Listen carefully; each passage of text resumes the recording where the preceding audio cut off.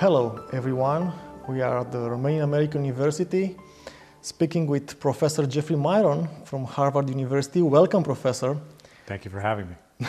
Thank you very much for accepting our invitation and for accepting the invitation to have this conversation here.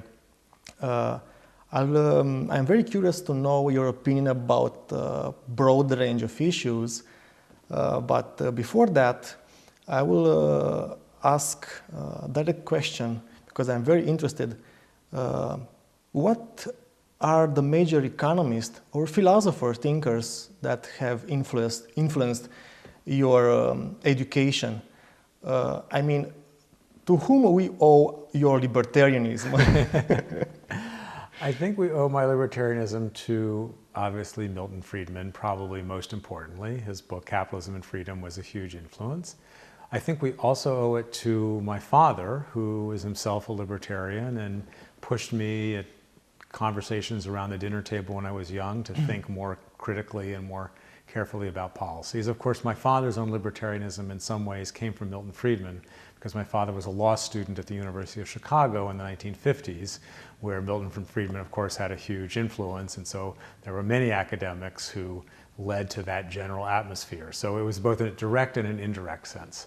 I would also cite Greg Mankiw, my colleague at Harvard, who is not as much of a libertarian as I am, but he certainly leans in that direction. And it's his empiricism, his commitment to sort of looking at things consistently with an open mind and looking at the facts that I think has a big influence on my views as well.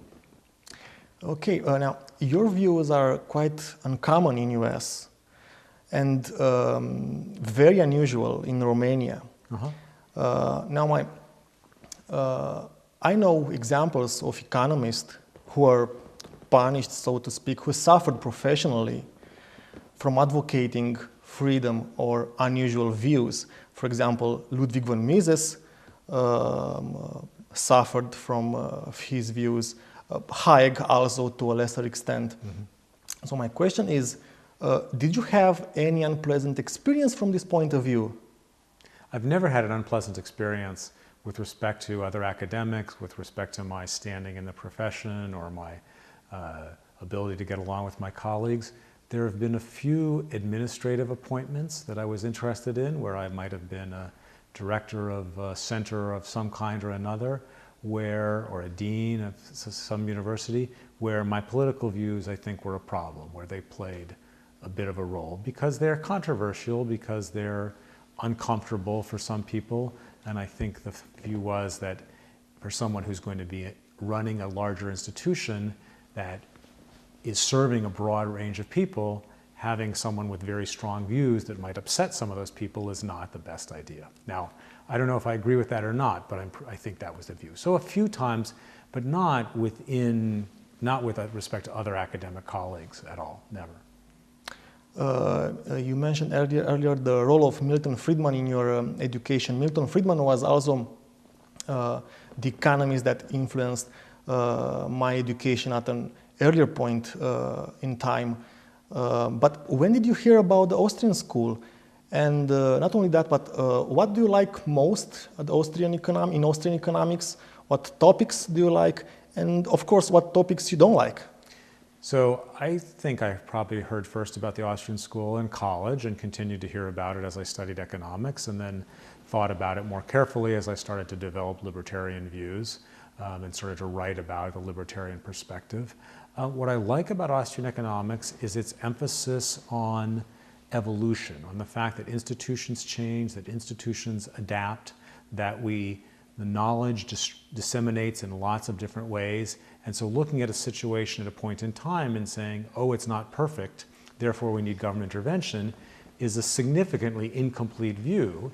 There are lots of ways in which private actions will respond and adapt and make situations better, whether or not we have government intervention.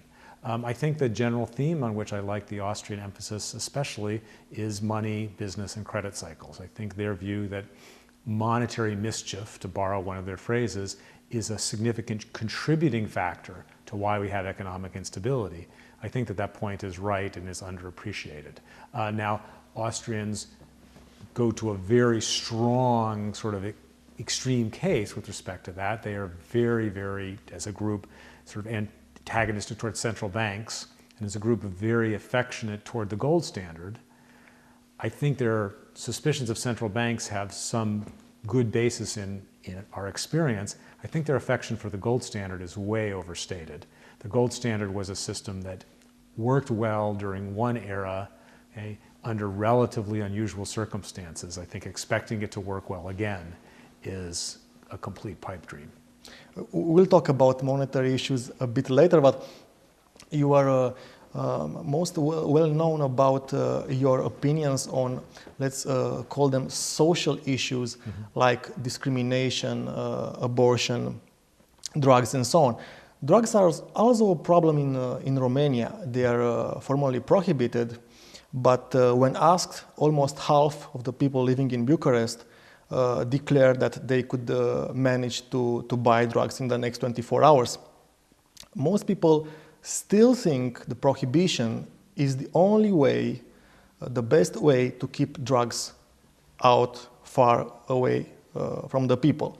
Recently, several NGOs organized protests and rallies in Bucharest, arguing that the government should prohibit all kinds of drugs. What will you tell to these people? Well, I think that we know from experience that trying to eliminate drugs, and particularly eliminate drug abuse with prohibition, is an incredibly ineffective policy. We see over and over again, whether we've prohibited alcohol, as we did in the US in the 1920s, or other substances in the US and many other countries around the world, that the vast majority of people who want to continue to consume drugs do so despite prohibition. And even worse, we see from much experience that prohibiting drugs leads to all sorts of negative, unintended consequences. It generates extra crime, it generates additional violence, it generates corruption, it makes the quality control in the drug markets much worse than it would be if they were legalized. So the people who do consume drugs under prohibition, they don't know what dosage they're getting, they don't know whether what they're taking is pure or not, so there are more overdoses, accidental poisonings. We're harming drug users substantially by making the drugs illegal. We're not helping them by making them illegal. We're forcing people to spend more money, to risk going to jail, and to not know what they're consuming, rather than having a legal market, like with alcohol, tobacco, cigarettes, where at least people know what they're consuming when they purchase drugs in a legal environment. Another sensitive subject in Romania is gun ownership. Now, it's almost a taboo here. Now, some people argue that legalizing gun ownership may be all right in countries like US, but in developing countries, it could certainly lead to increased violence and crime. Do you think gun prohibition makes society safer? Do you think it's all right to prevent people to deprive them of the possibility to defend their families and properties in a country like Romania? I think in any country, the same sorts of arguments that say that drug prohibition is a bad policy say in pretty much the same way that gun prohibition is a bad policy. First of all, many people get benefit from owning guns. Some people enjoy collecting guns. Some people just enjoy target practice. Some people want to own guns for self-defense, some people for hunting, and so on. So to begin, if we successfully kept guns away from all those people, from responsible gun owners, we would be making them worse off. That's an important factor. Secondly, as with drugs, the attempt to outlaw guns will mainly keep guns away from people who would use them responsibly, rather than keeping them away from people who have irresponsible uses. So criminals will still tend to get guns even if guns are illegal. People who want to engage in any kind of ethnic violence or ethnic cleansing will still find ways to get guns even if they're illegal. So I think the same analysis tells us that keeping things legal is a much better policy than keeping them prohibited. Now in both cases, drugs or guns, some people misuse them. Some people do bad things with either of those two commodities and lots of others, but prohibiting them makes things worse, not better.